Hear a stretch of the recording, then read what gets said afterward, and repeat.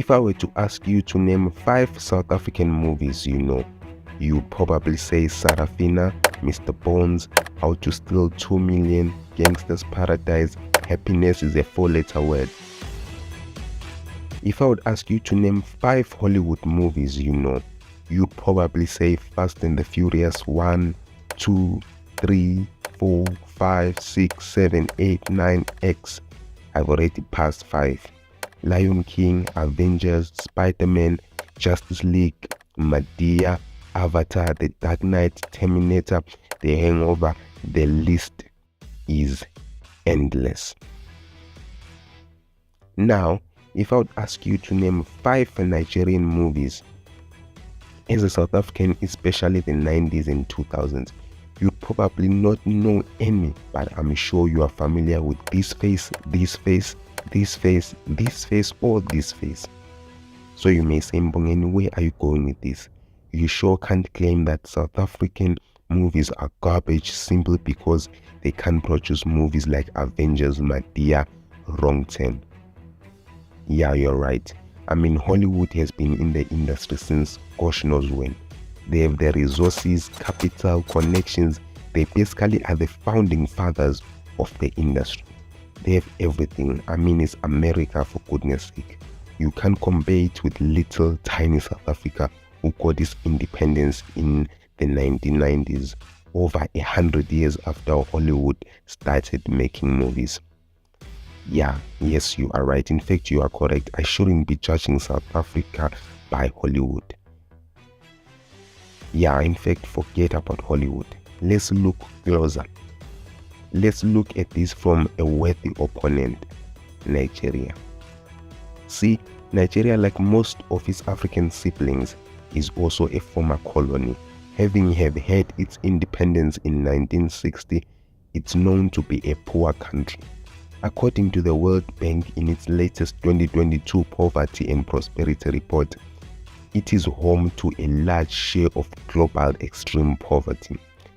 In the 2022 Global Hunger Index, it ranks 103rd out of 122 countries. South Africa ranks 59. Nigeria is also known for its security crisis, from kidnapping to extremist insurgencies. Almost every corner of the country has been hit by violence and crime. There is unending political instabilities and unending corruption. You see where I'm going with this? But when you search for the largest film industries in the world, Nigeria comes second after India's Bollywood. If you didn't know that, let that sink in. Nigeria produces more movies than Hollywood. It produces over 2,000 films in a year. It is a globally recognized brand in film, including script writing, directing, sound, acting, cinematography, makeup, and editing. It brings the country billions.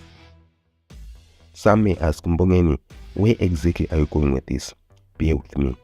See, despite being a poor country, Nigeria manages to have a foothold in the industry of film.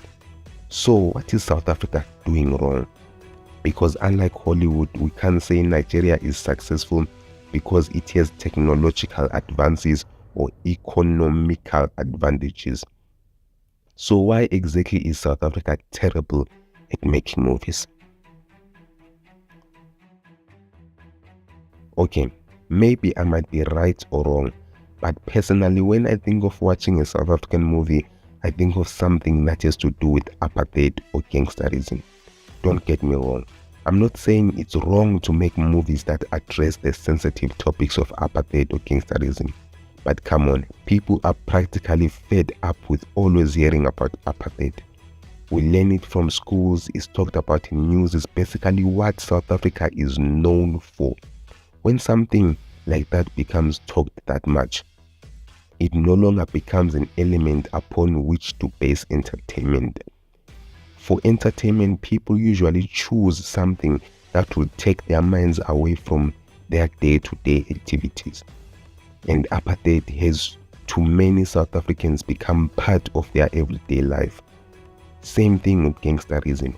South Africa is ranked in the top 10 of the countries with a high crime rate. Basically, to us South African citizens, crime has become our everyday livelihood, and it no longer serves as an element upon which we can be entertained. Take Sarafina for example. This film is loved by many South Africans, though it addresses apartheid. But what sets it apart from many is that it contains musical elements like dance and action. They are addressing apartheid, but they do it while also shifting our minds away from the reality of it through music and dance. After all, we are watching it because we need to be entertained. Let us explore Nigeria again, a country often associated with terrorist unrest and poverty. However, it's fascinating to discover that their films don't solely revolve around these themes. Nigerian filmmakers strive for diversity in genres. They include a wide range of films, from action-packed thrillers to comedy, from thought-provoking dramas to imaginative science fiction. By moving beyond the expected, they aim to deliver entertaining experiences that break free from the confines of convention. There's a saying, people tend to watch movies about the life they wish to live. If one finds him or herself watching romantic movies, there's a higher chance they wish to experience love in their life. If one finds themselves watching a lot of comedies, there's a higher chance that they lack laughs in their lives. The Nigerian locals enjoy these films because they have an entertainment feature to them. They were thought of outside the box. Through these movies, they get to experience a different life. If you want to be a scholar, be a scholar. If you want to be an entertainer, be an entertainer. Let us as South Africans think outside of the box. When people think about movies, they often envision grand cameras, expensive actors, and multi-million-dollar budgets. However, this perspective is flawed. While it's true that many successful films have been created with extensive resources and enormous budget, we shouldn't let that discourage us from producing movies. Consider Nollywood once again. This industry thrives on a multitude of low-budget films. If you watch Nigerian movies in the early 2000s, the quality wasn't good. In fact, let me say the quality was terrible, but they did it. It all started with passionate individuals who used whatever resources they had in their disposal to tell their stories. For many people, the quality of a movie isn't the sole determining factor. Take, for example, short video formats like TikToks. People don't need to purchase expensive equipment or spend excessive amounts of money to create them, although some do.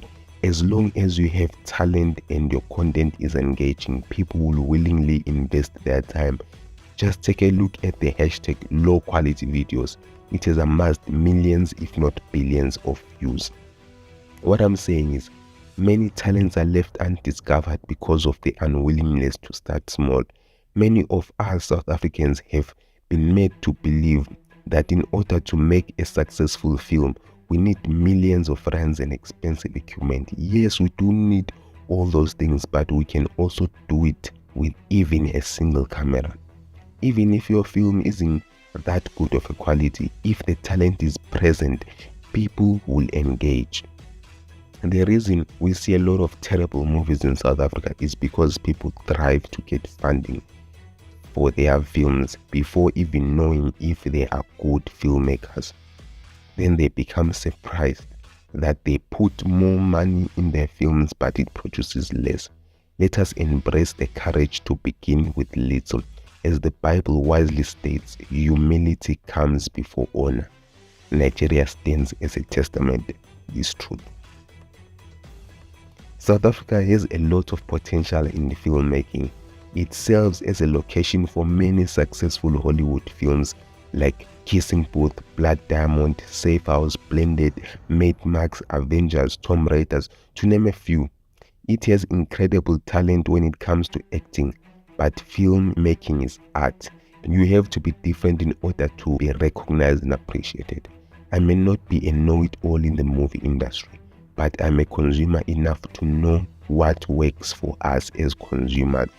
Producers and directors need to give people what they want, and people want something out of the ordinary.